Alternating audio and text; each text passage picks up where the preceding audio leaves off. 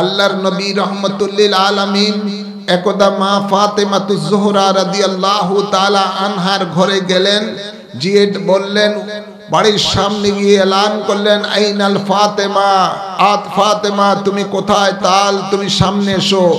মা ফাতেমা দৌড়িয়ে আসলেন রসুলের পাকের সামনে। এবার আল্লাহর নবী আবারও এলান করলেন, আইনাল আলী, তাল হে আলী তুমি কোথায়? আসো। মাওলা আলী শেরে খোদা রসুলের পাকের কাছে আসলেন, দুইজন দুই পাশে দাঁড়ালেন। এবার আল্লাহর হাবিব বলেন, আইনাল হাসান ওয়াল হুসাইন, তোমরা কোথায় আছো? তাল আসো। হাসান হুসাইন দুইজন ছোট্ট শিশু দৌড়িয়ে রসুলের পাকের সামনে আসলেন।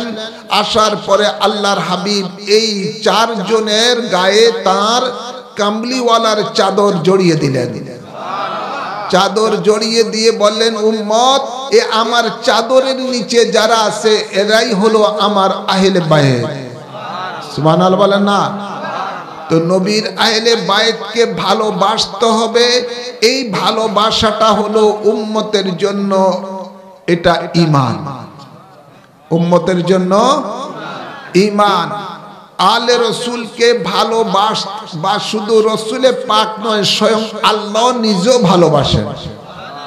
ভালোবাসেন বিদায় আল্লাহ তাবারক ওয়া তাআলা তার বান্দাদের উপরে যে নামাজটা ফরজ করেছেন, যে নামাজের ব্যাপারে কোরআন শরীফের মধ্যে ৮২ বার আল্লাহ বলেছেন আকিমুস সালাত, যে নামাজটা একমাত্র আল্লাহর জন্য আমরা পড়ে থাকি, আল্লাহর সন্তুষ্টির জন্য, সেই নামাজের মধ্যে আল্লাহ তাবারক ওয়া তাআলা আলে রাসূলকে সালাম দেওয়া ওয়াজিব করে দিয়েছেন।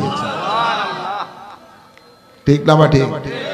আমরা কিছুক্ষণ আগে জামাতের সহিত এশার নামাজ আদায় করেছি, আল্লাহ কবুল করুন।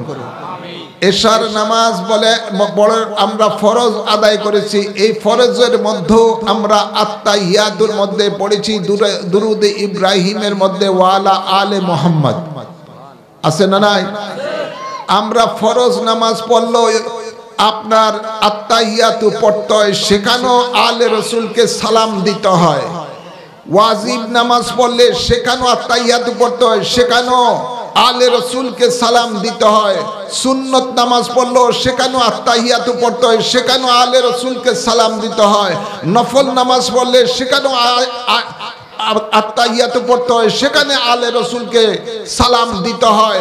অর্থাৎ আল্লাহর ইবাদত যেই ধরনের করুক না কেন, ফরজ, ওয়াজিব, সুন্নত, নফল, যত রকমের নামাজ আছে না কেন, সব নামাজের মধ্যে বাধ্যগত আত্তাহিয়াতু পড়া ওয়াজিব। সুতরাং সে আত্তাহিয়াতুর মধ্যে আল্লাহ তাবারক ওয়া তাআলা আলে রসুলকে সালাম দেওয়ার জন্য ঈমানদারের উপরে ফরজ করে দিয়েছেন, ওয়াজিব করে দিয়েছেন। সুবহানাল্লাহ বলেন না? তো বোঝা যায় আলে রসুলকে আল্লাহ ভালোবাসেন। ভালোবাসি কি ভালোবাসে না? রসুলের পাক ভালোবাসি কি ভালোবাসে না? নবী বলেন, আমার এ আলে রসুল হাসান এবং হুসাইন হলো আল হাসানু ওয়াল হুসাইনু রাইহানুমা, আমার হাসান হুসাইন হলো আমার চোখের মনি, আমার বাগানের ফুল। নবী বলেন, আল হুসাইনু মিন্নি ওয়া আনা মিনাল হুসাইন, আমি হুসাইন হইতে হুসাইন, আমি হুসাইন হতে আমি। অর্থাৎ রাসূলে পাক সাল্লাল্লাহু আলাইহি সাল্লামের রক্ত মুবারক এই আলে রাসূলের মধ্যে রয়েছে। সুবহানাল্লাহ বলেন না? ভাইরা আমার, গভীর খেয়াল করে শুনুন। আল্লাহ তাবারক ওয়া তাআলার হাবিব বলেন, ওয়ামান আবগাদাহুমা ফাকাদ আবগাদানি, এ আমার আলে রাসূলের সাথে যারা দুশমনি করলো, ওরা যেন আমি রাসূলের সাথে দুশমনি করলো। নাউযুবিল্লাহ বলেন না? আলে রাসূল ইমাম হুসাইন এবং হাসান, এই দুইজনকে রসুলে পাক এত ভালোবাসতেন, এত ভালোবাসতেন যে এরা কখনো রসুলে পাক যখন নামাজে সিজদায় যেতেন, তারা খেলতে খেলতে অনেক সময় রসুলে পাকের পিঠ মোবারকের মধ্যে বসে যেত। আর আল্লাহ তাবারক ওয়া তাআলা জিবরাইল আমিনকে পাঠিয়ে দিতেন, ও জিবরাইল আমার বন্ধুর কানে কানে যে বলো, হুসাইন যতক্ষণ পর্যন্ত আমার বন্ধুর পিঠ থেকে শয্যায় না নামবে ততক্ষণ পর্যন্ত যেন আমার বন্ধু নামাজের সিজদাটা লম্বা করে দেয়। তাই ভাইরা আমার, আলে রসুলকে ভালোবাসেন আল্লাহ এবং তার হাবিব। সেই আলে রসুলকে আমরা যারা রসুলে পাকের উম্মত, আমাদেরকেও ভালোবাসতে হবে। আমাদেরকে জান্নাতে যাওয়ার আমরা ইচ্ছা আছে না নাই? আমাদের জান্নাতে যাওয়ার ইচ্ছা আছে না নাই? এই জান্নাতের মধ্যে যেতে হলে এই জান্নাতের সরদার যিনি, এই জান্নাতের সরদার যিনি, তাকে ভালোবাসা দরকার আছে না নাই? না জান্নাতের সরদারের সাথে দুশমনি করলে জান্নাতে যাওয়া যাবে? আল্লাহর হাবিব বলেন, আল হাসান ওয়াল হুসাইন শিবাবে আহলে জান্নাহ। আমার হাসান এবং হুসাইন হলো আমার তারা জান্নাতের যুবকদের সরদার। জান্নাতে যত মানুষ যাবে সকল মানুষগুলো যুবক হয়ে ঢুকবে। বুড়া মানুষও জান্নাতে ঢুকবে যুবক হয়ে। তো বোঝা যায় সমস্ত জান্নাতীদের সরদার হলো হাসান এবং হুসাইন। তাই আল্লাহর জান্নাতে যদি কারো যাওয়ার ইচ্ছা থাকে তাহলে অবশ্যই অবশ্যই জান্নাতের সরদারের সাথে সম্পর্ক রাখতে হবে। রাখা দরকার আছে না নাই? জান্নাতের সরদারের সাথে সম্পর্ক রাখতে হবে। সম্পর্ক বিচ্ছিন্ন রাখলে জান্নাতের সরদারের সাথে কখনো জান্নাতে যাওয়া সম্ভব হবে না। হে আমার, রাসূলে পাক সাল্লাল্লাহু আলাইহি ওয়াসাল্লাম যাদেরকে জান্নাতের যুবকদের সরদার বলেছেন, সেই জান্নাতের যুবকের সরদারকে অর্থাৎ জান্নাতীদের সরদারকে নির্মমভাবে যারা শহীদ করেছে এরা হলো দাড়িওয়ালা, টুপিওয়ালা, জুব্বাওয়ালা, তসবিওয়ালা। কথা বলছেন না? এরা জান্নাতের সরদারকে নির্মমভাবে একজনকে হযরতে হাসান রাদিয়াল্লাহু তাআলা আনহুকে বিষ প্রয়োগ করে শহীদ করেছে, আর হযরতে হুসাইন রাদিয়াল্লাহু তাআলা আনহুকে নির্মমভাবে তলোয়ার তীর মেরে মেরে ক্ষত বিক্ষত করে জবাই করেছে। নাউজুবিল্লাহ বলতেন না? যারা জবাই করেছে তারাও 5 ওয়াক্ত নামাজের সময় আজান দিত, একামত দিত এবং নামাজও পড়ত। নামাজ, যেই নামাজের মধ্যে আত্তাহিয়াতুর মধ্যে আলে রসুলকে সালাম দেওয়া হয়, সেই আলে রসুলকে নামাজের সালাম ফিরে আলে রসুলকে যারা জবাই করে তাহলে বোঝা যাবে তাদের নামাজটা কেমন। ঠিক না? হ্যাঁ আমার, তাই খেয়াল করতে হবে। আল্লাহ বলেন, আমিলাতুন নাসিবাতুন তাসলা নারান হামিয়া, আমি অনেক আমলধারীকে হামিয়া নামক জাহান্নামে নিক্ষেপ করব। নামাজি, গাজী, হাজি, টুপিওয়ালা, জুব্বাওয়ালা আমলধারীদেরকে আল্লাহ হামিয়া নামক জান্নাতে জাহান্নামে নিকৃষ্ট জায়গা হামিয়া, সেখানে আল্লাহ নিক্ষেপ করবে তাদেরকে। কেন? এই কারণে যে তাদের আমল আছে, ঈমান নাই। আমল আছে আর ঈমানটাই হলো আলে রাসূলকে ভালোবাসার নাম। আলে রাসূলকে ভালোবাসার নাম। নবী বলেন, আমার আলে রাসূলকে যারা ভালোবাসলো ওরা যেন আমি রাসূলকে ভালোবাসলো, আর আমি রাসূলকে যারা ভালোবাসলো তারা পক্ষান্তরে আল্লাহকে ভালোবাসলো। অন্য হাদিস আল্লাহর হাবিব বলেন, আমার আলে রাসূলকে যারা, আমার হাসান হুসাইনকে যারা ভালোবাসলো তারা আমার সাথে ভালোবাসলো। এবং নবী বলেন, ওমান আহাব্বানি কানা মাই ফিল জান্নাহ, আমাকে যে ভালোবাসলো সে আমার সাথে জান্নাতে থাকবে। আজ আপনারা দেখবেন আলে রাসূলের সাথে যারা দুশমনি রাখলো, এই যুগে কিছু উম্মতে মুহাম্মদী সুরতে মুসলমান, ওরা ওই আলে রাসূলের হত্যাকারীদেরকে তারা প্রশংসা করে। নাউজুবিল্লাহ বলেন না। যেমন সরমনায়ের পীর বলেছিল এজিদ 100 রাকাত দৈনিক নামাজ পড়তো, দৈনিক কোরআন শরীফ এক খতম করত, তিনি মুহাদ্দিস ছিল, তিনি মুফতি ছিল, ইত্যাদি ইত্যাদি। নাউজুবিল্লাহ বলতেন না। তার চামচা একটা আছে হাফিজুর রহমান, সে এক ওয়াজের মধ্যে আমি নিজে শুনেছি, সে ওয়াজের মধ্যে বলে যে এজিদ সরাসরি ইমাম হুসাইনকে হত্যার মধ্যে জড়িত ছিল না, অথচ এজিদ এই মালাউনের নির্দেশেই ইবনে জিয়াদকে এই কুফার গভর্নর নিয়োগ করলো এবং তাকে নির্দেশ দিল আওলাদে রাসূলকে শহীদ করে দেওয়ার জন্য। এই এজিদ সরাসরি জড়িত ছিল। আর গভীর খেয়াল করে শুনুন, এজিদের কাছে যখন আলে রাসূলের মাথা মোবারক নিয়ে যাওয়া হলো, তখন এজিদের হাতে একটা ছড়ি ছিল, ওই ছড়ি দিয়ে ইমাম হুসাইন জান্নাতের যুবকের সরদারকে আঘাতের উপরে আঘাত করতে লাগলো আর বলতে লাগলো আমার পূর্বপুরুষের হত্যার প্রতিশোধ আমি নিলাম। নাউজুবিল্লাহ বলেন না। কেননা এজিদের পূর্বপুরুষ ছিল উতবা এবং সাইবা, এগুলো ছিল হিন্দার আত্মীয়। হিন্দার কি আত্মীয়? যেই হিন্দায় তার গোলাম ওয়াসিকে দিয়ে হযরতে আমির হামজা রাদিয়াল্লাহু তাআলা আনহুকে শহীদ করেছে, এবং আমির হামজা রাদিয়াল্লাহু তাআলা আনহুর শহীদ করে তার নাক কেটেছে, কান কেটেছে, ঠোঁট কেটেছে, বুক ফেড়ে ওনার কলিজা পর্যন্ত নিয়ে গেছে। নাউজুবিল্লাহ বলতেন না। সেই কলিজা হাতে নিয়ে হিন্দায় উল্লাস করলো এবং ওই কলিজা চাবায় খেলো। সেই হিন্দারি বংশধর হলো এই এজিদ। নাউজুবিল্লাহ বলতেন না।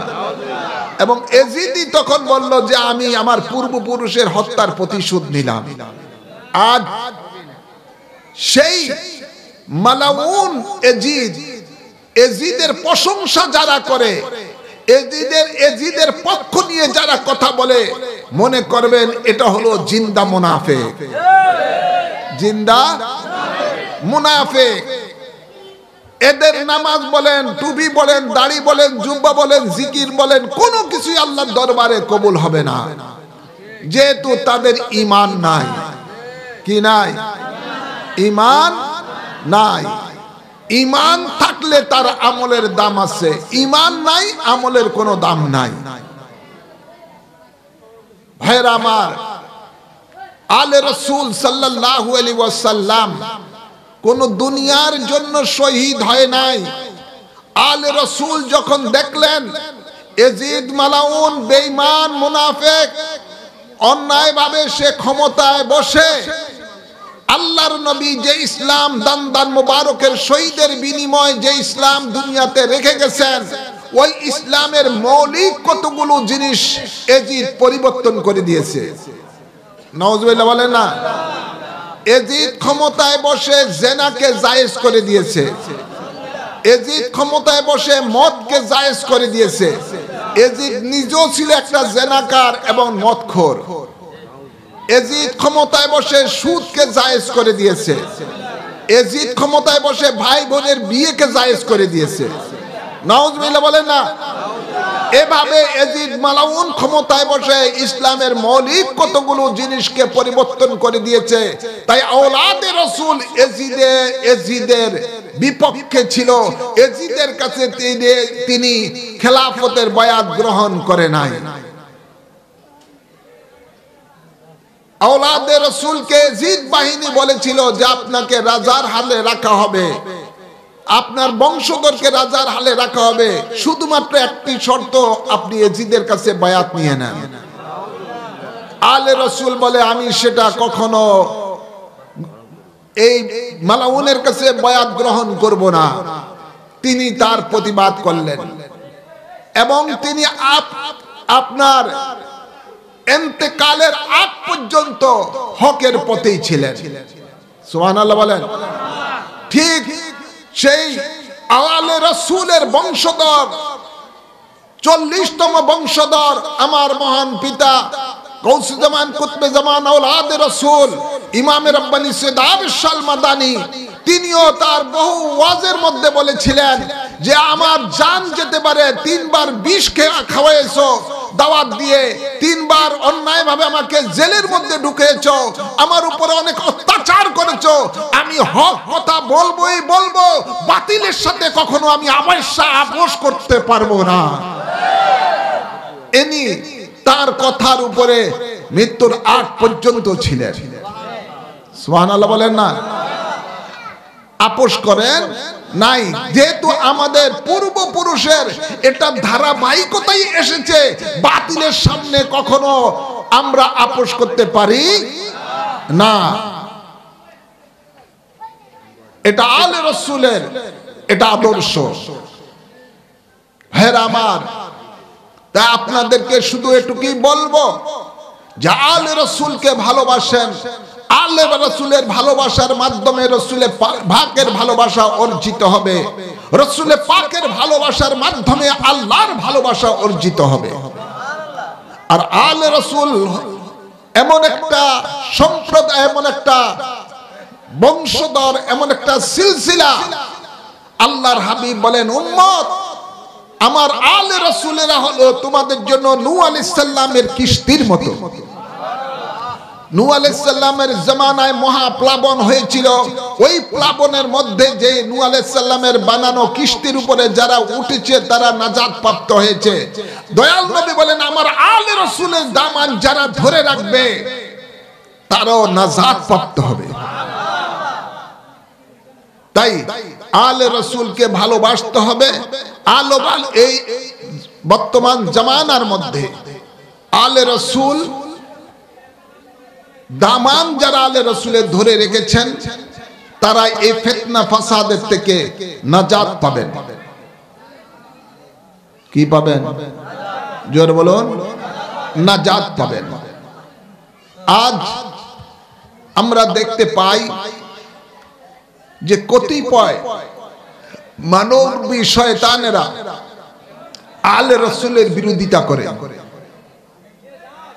মনে রাখবেন আল্লাহর নবীর সন্তান ইমাম হযরত ইমাম কাসেম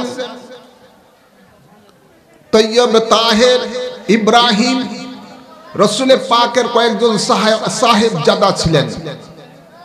ওনারা ছোট্ট অবস্থায়, শিশু অবস্থায় ওনারা দুনিয়া থেকে বিদায় নিয়েছেন।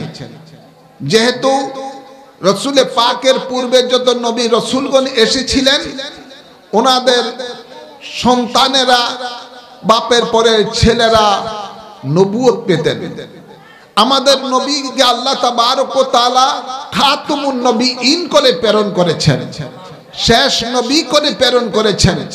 তাই রাসূলের পাকের ছেলে সন্তান যদি যুবক হয় আর রাসূলের পাকের পরে যদি নবুয়ত না পায়, মুনাফিকেরা উল্টা পাল্টা কথাবার্তা বলতে পারে বা রাসূলের পাকের আজমতের খেলাফ হতে পারে। এই জন্য আল্লাহ তাবারক ওয়া তাআলা নাবালক অবস্থায় রাসূলের পাকের ছেলে সন্তানদেরকে দুনিয়া থেকে নিয়ে গেছেন। রাসূলের পাকের মেয়ে সন্তানের থেকে রাসূল আওলাদে রাসূলের সিলসিলা কিয়ামত পর্যন্ত থাকবে। কথা বলছেন না? রাসূলের পাকের মেয়ে সন্তান থেকে কিয়ামত পর্যন্ত আওলাদে রাসূলের ধারাবাহিকতা থাকবে। এবং বিশেষ করে মা ফাতেমাতু জোহরা রাদিয়াল্লাহু তাআলা আনহার মাধ্যমে যে সন্তানগুলো পৃথিবীর মধ্যে কিয়ামত পর্যন্ত থাকবে তারাই হলো আলে রাসূল, আওলাদে রাসূল। আমাদের মহান মুর্শিদ ইমাম হাসান রাদিয়াল্লাহু তাআলা নূর ওই সিলসিলার ওই রক্তের ধারাবাহিকতায় তিনি হলেন 40তম বংশধর। ইমাম হাসান রাদিয়াল্লাহু তাআলা নূর মেয়ে, ওনার নামও ছিল ফাতেমা। ওই ফাতেমার মাধ্যমেই এই আলে রাসূলের বংশধর চলে আসতেছে। আজ কতিপয় মুনাফিক সুন্নি নাম দিয়ে বলে থাকে, প্রোপাগান্ডা করে থাকে যে মেয়ের সন্তান থেকে যিনি এসেছেন তারা আলে রসুল না। আরে মেয়ের ভিতরে কি বাপের রক্ত থাকে না? জোরে বলে না, বাপের রক্ত থাকে না? না শুধু মায়ের রক্ত থাকে না? জোর বলে না, রাখে থাকে কি থাকে না? আরে এই 10 মাস 10 দিন মায়ের পেটে তো সন্তান, ওই সন্তান মায়ের রক্ত খেয়ে বেঁচে থাকে। কথা বলছেন না? মায়ের রক্ত এবং বাপের রক্ত উভয়ের সংমিশ্রণেই একটি সন্তান, উভয়ের সংমিশ্রণেই একটি সন্তান জন্ম হয়। সুতরাং আমাদের মহান মুর্শিদ বহুবার বলেছেন যে আবেশের মধ্যে রাসূল পাকের রক্ত মোবারক প্রবাহিত আছে। আর কতিপয় বর্তমান জমানার মধ্যে মুনাফিকরা সেটা অস্বীকার করে থাকে। অন্যান্য মানুষের রক্ত যদি বংশধর যা কিছু আছে সেটা ভিন্ন, কিন্তু রাসূল পাকের আওলাদের মধ্যে, বংশের মধ্যে যারা, এদের অবস্থাটা হলো ভিন্ন। তো আমাদের মহান মুর্শিদ সৈয়দ আবেশ মাদানী, তিনি একদিকে হলেন ফারুক আজমের বংশ, অন্যদিকে হলেন হযরত ইমাম হাসান রাদিয়াল্লাহু তাআলা আনহুর বংশ। সুবহানাল্লাহ বলেন। আজকে সেই আলে রসুলের সাথে যারা দুশমনী রাখে, মনে করবেন এর মধ্যে এজিদের কোনো সম্পর্ক আছে। এজিদের কি আছে? এজিদের সাথে কোনো রুহানি হোক জিসমানি হোক সম্পর্ক আছে। আল্লাহ এদের থেকে ইমানদারের ইমানকে হেফাজত করুন, আমিন বলেন, আমিন বলেন। তো আলে রসুল সাল্লাল্লাহু আলাইহি ওয়াসাল্লাম তারা হলেন উম্মতে মুহাম্মদীর জন্য বড় একটি নিয়ামত, বড় একটি নিয়ামত। যেহেতু আলে রসুলই হলো নাজাতের ঠিকানা, নাজাতের ঠিকানা। তাই আপনাদের সকলকে বলবো আলে রসুলকে ভালোবাসবেন। আলে রসুলের এই ভালোবাসাটাই কিয়ামতের দিবস আপনাকে জান্নাতে নিয়ে যাবেন। আল্লাহর হাবিব ইরশাদ করেন, দুনিয়াতে যার সাথে যার মহব্বত থাকবে তার সাথে তার পরকালে হাসর নাসর হবে। আপনি আলে রসুলের সাথে মহব্বত রাখবেন, এই আলে রসুলের সাথে আপনার পরকালে হাসর নাসর হবে। আল্লাহ তাবারক ওয়া তাআলা ইরশাদ করেন, ইয়াওমা নাদউ কুল্লা উনাসিন বিইমামিহিম। আল্লাহ বলেন, আমি বান্দারে তোমাদেরকে ডাকবো তোমাদের ইমাম সহকারে। আপনি যদি আলে রসুলকে যদি ইমাম মুর্শিদ মানেন, তাহলে এই আলে রসুলের সাথে আল্লাহ তাবারক ওয়া তাআলা তার দরবারে ডাকবেন। আলে রসুল যে জান্নাতে থাকবে, ওই জান্নাতে আপনার থাকার ব্যবস্থা হয়ে যাবে। আল্লাহ কবুল করুন। তো আলে রসুল আমাদেরকে কি শিক্ষা দিয়েছেন কারবালার জমিনের মধ্যে? যে বাতিল যত বড় শক্তিশালী হোক না কেন, তার সামনে কোনো আপোষ করা যাবে না, তার সামনে মাথা নত করা যাবে না। আলে রসুল আমাদেরকে শিক্ষা দিয়েছেন যে প্রয়োজন যদি হয় হকের জন্য নিজের সন্তানকে কোরবানি করে দাও। যেমনি ভাবে ইমাম হুসাইন রাদিয়াল্লাহু তাআলা তার দুধের শিশু আলী আসগরকে, তার যুবক সন্তান আলী আকবরকে কোরবানি করেছেন। আলে রসুল কারবালার জমিনে আমাদেরকে শিক্ষা দিয়েছেন যে হকের জন্য যদি প্রয়োজন হয় নিজের যুবক ভাতিজাকে কোরবানি করে দাও, যেমনি ভাবে তিনি হযরত ইমাম কাসেমকে কোরবানি করেছেন। আলে রসুল আমাদেরকে শিক্ষা দিয়েছেন যে হকের জন্য যদি প্রয়োজন হয় দেশ থেকে দেশান্তর হয়ে যাও, তারপরও হকের উপরে থাকো। আলে রসুল আমাদেরকে শিক্ষা দিয়েছেন যদি হকের জন্য প্রয়োজন হয় নিজের জানকে কোরবানি করে দাও, যেমনি ভাবে আওলাদে রসুল কারবালার জমিনে নিজের জানকে কোরবানি করে দিয়েছেন। তারপরও বাতিলের সামনে মাথা নত করে নাই, বাতিলের সাথে কোনো আপোষ করেন নাই। এটা আলে রসুল আমাদেরকে শিক্ষা দিয়েছেন। তাই আমাদেরকে সেই শিক্ষা গ্রহণ করা দরকার আছে না নাই? আওয়াজ করলেন না দরকার আছে না নাই? আল্লাহ কবুল করুন। ভাইরা আমার, যুগে যুগে রসুলে পাকের জামানা থেকে এ পর্যন্ত যুগে যুগে মুনাফিক দল ছিল, এখনো আছে না নাই? জোরে বলুন, মুনাফিকের দল এখনো আছে। মনে রাখবেন যে আওলাদে রসুলের পরিবারগণকে কোন লোক কোনদিন বেপরদায় দেখে নাই। আর এই মুসলমানের লেবাস পরে, মুসলমানের লেবাস পরে উম্মতে মুহাম্মদী দাবি করে কারবালা জমিনের মধ্যে নবীর পরিবারের মহিলা সদস্যদেরকে তারা সম্পূর্ণ বেগানা বেপরদা করে পুরা দামেস্কের জমিনের মধ্যে তাদেরকে গলিতে গলিতে ঘুরানো হয়েছে। নাউজুবিল্লাহ বলতেন না? এরা কেমন তরের মুসলমান যারা আলে রসুলের জান্নাতি সরদার, জান্নাতের সরদারের মাথা মোবারক কেটে বল্লমের উপরে মাথা মোবারক গেঁথে তারা আনন্দ মিছিল করেছে পুরা দামেস্ক শহরের মধ্যে। আওয়াজ করলেন না নাউজুবিল্লাহ? যে গলার মধ্যে রসুলে পাক চুম্বন দিয়েছেন, যে মুখের মধ্যে রসুলে পাকের অগণিত চুম্বন রয়েছে, যাকে রসুলে পাক বুকের মধ্যে জড়িয়ে রাখতেন, সেই মাথা মোবারক বল্লমের নেজের মধ্যে রেখে যারা আনন্দ উল্লাস করেছে, এদেরও মাথায় টুপি ছিল, গাড়ি আপনার পাগড়ি ছিল, মুখে দাড়ি ছিল, সুন্নতি লেবাস ছিল, আমলের মধ্যে ফিটফাট ছিল। তা আপনাদেরকে খেয়াল রাখতে হবে, শুধু দাড়িওয়ালা টুপিওয়ালা জুব্বাওয়ালা আলেম মুফতি হলে হবে না, দেখতে হবে তার মধ্যে আলে রসুলের ভালোবাসা আছে কিনা, তার মধ্যে ঈমান কি আছে কিনা, রসুলে পাকের প্রেম ও ভালোবাসা আছে কিনা, এগুলো যাচাই বাছাই করতে হবে।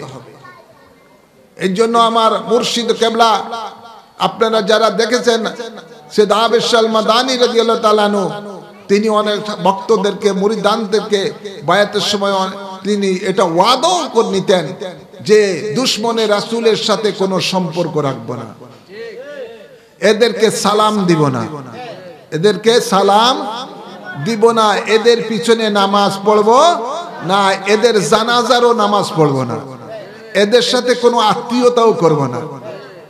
সুবহানাল্লাহ বলেন না? আল্লাহর ওলি এভাবে পর্যন্ত তার আশিকানদের থেকে এই ওয়াদা নিতেন। তাই আপনাদেরকে বলবো, আজকে মানবরূপী শয়তান সমস্ত রন্ধে রন্ধে প্রবেশ করেছে, আলে রাসূলের দুশমন জায়গায় জায়গায় সৃষ্টি হয়ে গেছে। এজিদ নাই, এজিদের পেতাত্তার আছে, আছে না নাই? এজিদ নাই, শিমর নাই, এদের পেতাত্তারা রয়েছে। সাবধান থাকতে হবে, আলে রাসূলের সাথে যারা বেয়াদবি করবে, সে যত বড়ই কিছু হোক না কেন, তার সাথে কোন রকম সম্পর্ক রাখা যাবে না, কোন সম্পর্ক রাখা যাবে না। এটা খেয়াল রাখতে হবে আপনাদের সকলকে। আল্লাহ আলে রাসূলের মহব্বত আমাদের অন্তরে জোরদার করে দেন, আমিন বলে দেন, আমিন বলে দেন। ইমাম হুসাইন রাদিয়াল্লাহু তাআলা আনহু, তিনি বায়াতে রাসূলের পক্ষে ছিলেন, তিনি নিজ রাসূলে পাকের কাছে বায়াত হয়েছেন। আজকে অনেকে বায়াতে রাসূলের বিপক্ষে কথা বলে, আছে না নাই? বায়াতে রাসূল, আরে যারা বলে নবী নবী কি আসেনি, নবী মরে গেছে, এই কথা যারা বলে এদের ঈমানই নাই। কি নাই? ঈমান নাই। নবী আছে না নাই? জোর বলুন, আছে না নাই? জিন্দা না মরা? আওয়াজ করে বলেন না। ওই আব্দুর রাজ্জাক বিন ইউসুফ খারেজি যেটা সালাফি ওয়াহাবি, এটা বলে যে নবী জিন্দা সেই নবীকে তালাক দিতে হবে। এখন আমাদের সমাজে যদি কোনো মৌলবী বলে নবী মরে গেছে,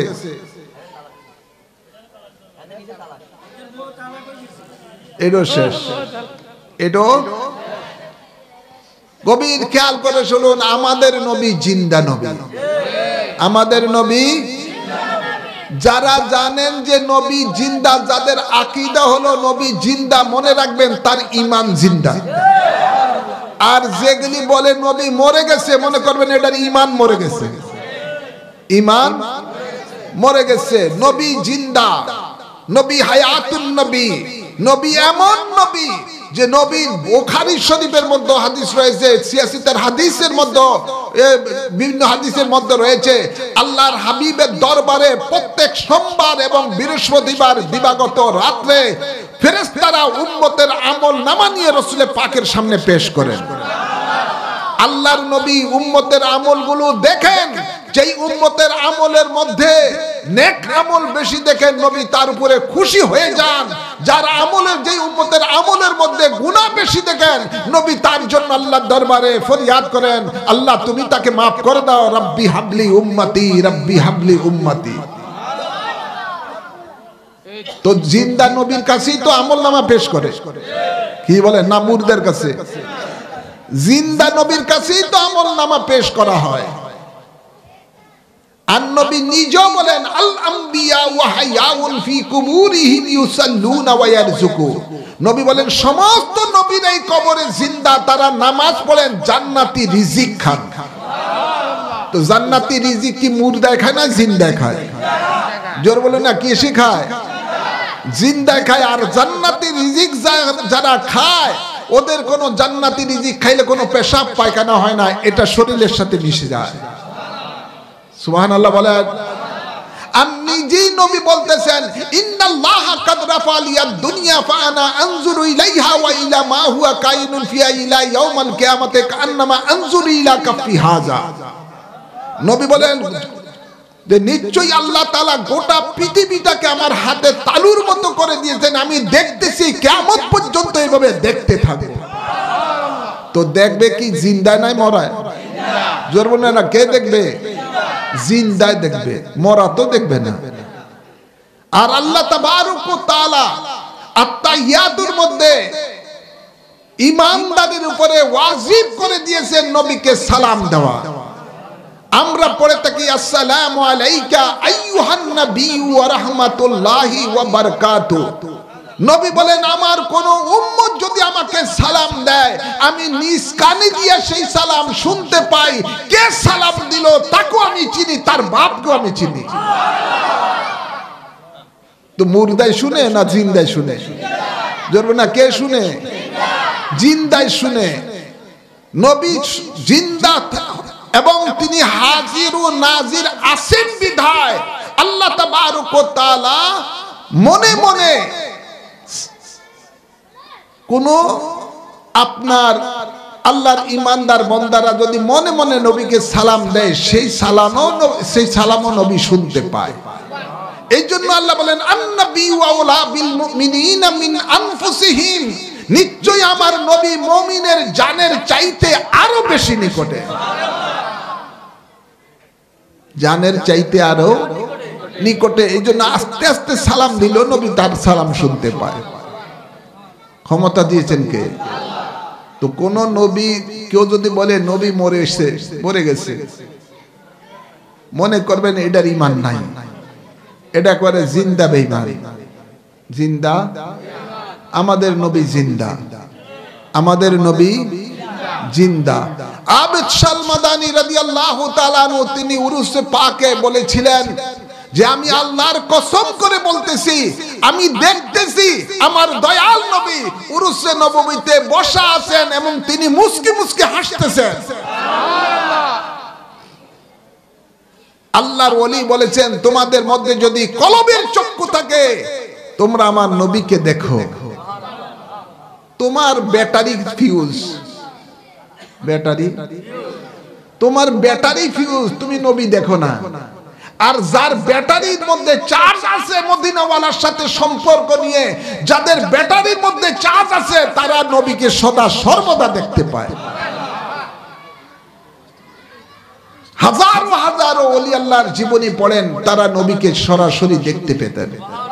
ইমাম বুখারী রাহমাতুল্লাহ আলাইহি যখন তিনি কোরআন হাদিস শরীফ আপনার মানুষকে পড়ে শোনাতেন, অনেক সময় তিনি দাঁড়িয়ে যেতেন।